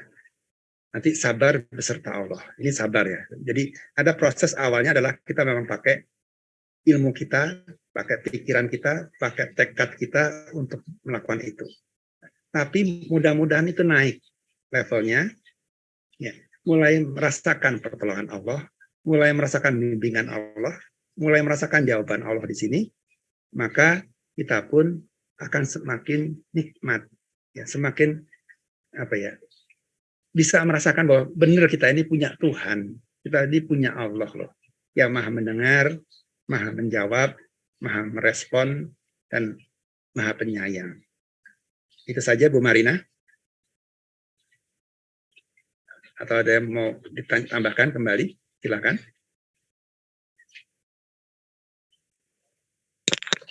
Kalau nambah satu lagi boleh Pak Ustaz. Sudah setengah pil lah, satu lagi terakhir nih Pak ya. Oh iya Pak Ustaz. Ini Pak Ustaz, apakah ada Pak Ustaz latihan untuk mengasah agar hati kita itu tetap peka terhadap petunjuk Allah? Itu mohon pencerahannya Pak Ustaz. Terima kasih Pak Ustaz. Ya, nanti ada kajiannya tentang tazkiyatun nafs ya. Jadi pembersihan hati ya. Ya kita tinggal bersihkan hati kita ya. Jaga hati kita dengan jangan sampai ada maksiat yang membuat hati kita kotor, dan bersihkan hati kita dengan istighfar kalau kita salah, dan zikir ya.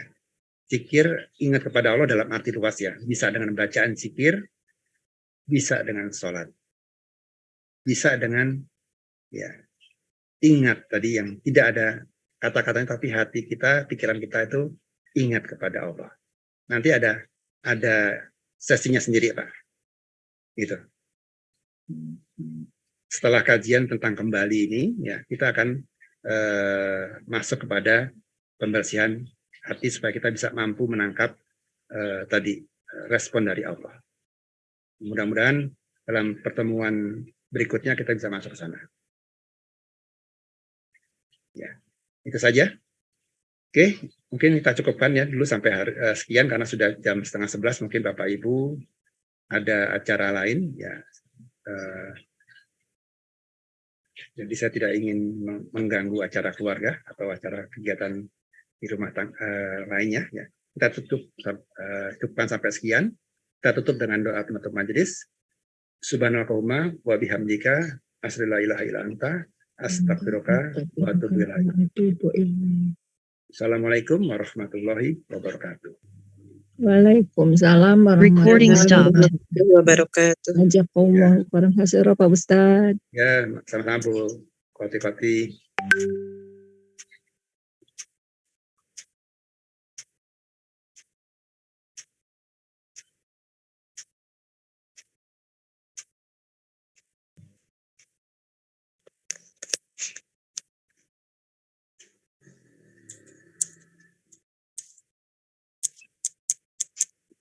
Oke, baik, saya tutup ya. Terima kasih semuanya. Assalamualaikum warahmatullahi wabarakatuh.